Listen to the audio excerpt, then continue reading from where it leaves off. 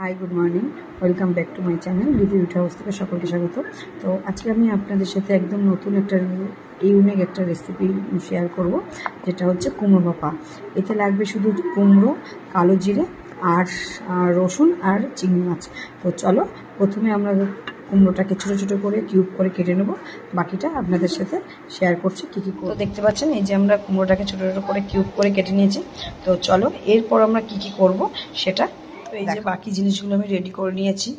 এখানে আছে পেঁয়াজ আর রসুন, এখানে আছে চিংড়ি মাছ, আর এখানে আছে কালো জিরে আর কাঁচা লঙ্কা। তো এই পেঁয়াজ আর রসুন আর কালো জিরে কাঁচা লঙ্কাটা পেস্ট করে নেব। তো চলো পেস্ট করে নিয়ে আসি। এক এক করে আমি সব নিয়ে নিচ্ছি। এখানে রসুন, এখানে একটা ছোট মাঝারি সাইজের পেঁয়াজ দেবেন 500 গ্রাম কুমড়োর সাথে। তো এই রান্নাটা এতটাই টেস্টি, মানে মাংস ফেলে দিয়ে খেতে হবে। তো প্লিজ একবার ট্রাই করে দেখবেন তো কতটা টেস্টি। যারা কুমড়ো খায় না তারা একবার ট্রাই করে দেখবেন। এই যে মিক্সি জারের মধ্যে সমস্ত উপকরণ আমার নেওয়া হয়ে গেল। তো চলো এবার আমি পেস্ট করে আনি।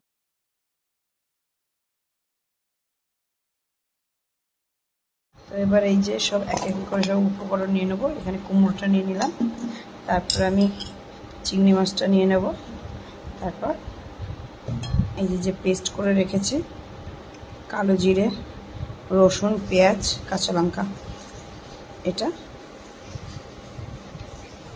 পুরোটা দিয়ে দেব।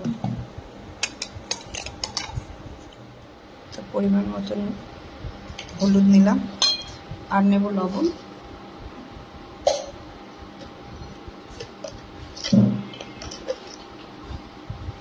পরিমাণ মতন লবণ দিয়ে দিলাম, আর দেব সর্ষের তেল।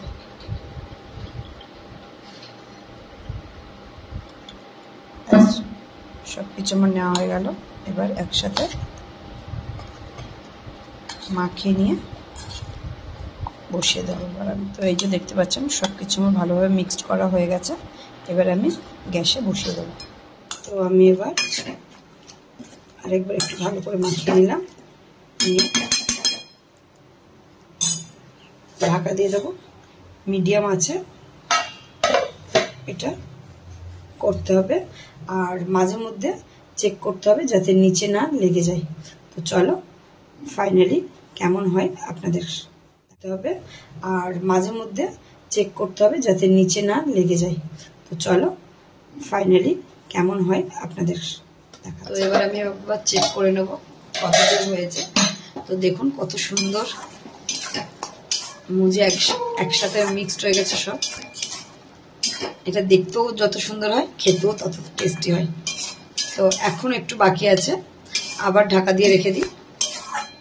আর নামানোর আগে সর্ষের তেল দিতে ভুলবেন না, ওটা মাস্ট। তো আমি আবার একবার ঢাকা দিয়ে দিলাম। তো ফাইনালি আপনাদেরকে একবারও চেক করে নেব, কারণ নিচে লেগে যাচ্ছে কিনা সেটা একবার চেক করবো আমি। তো না, নিচে লাগেনি, তো সুন্দর হয়েছে। আর একটু বাকি আছে, পর হয়ে গেলে নামিয়ে নেব। মাঝে মধ্যে এরকম একবার করে চেক করে দেখে নিতে হবে নিচে লেগেছে কিনা। এটা চলো ফাইনালি আমাদের কুমড়োটা হয়ে গেছে।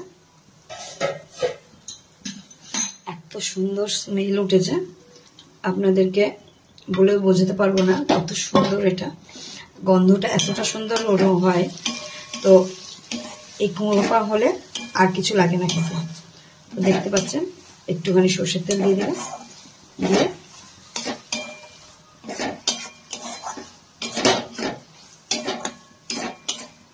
এবার আমি যেমন ফাইনালি কুমড়ো ভাপা কমপ্লিট। তো এটা দেখতেও যত সুন্দর হয় খেতেও আরও টেস্টি হয়। তো প্লিজ আপনারা একবার ট্রাই করে আমাকে কমেন্ট করে জানাবেন যে কেমন খেতে হয়েছে। তো আমি বলছি খুবই সুন্দর হয়।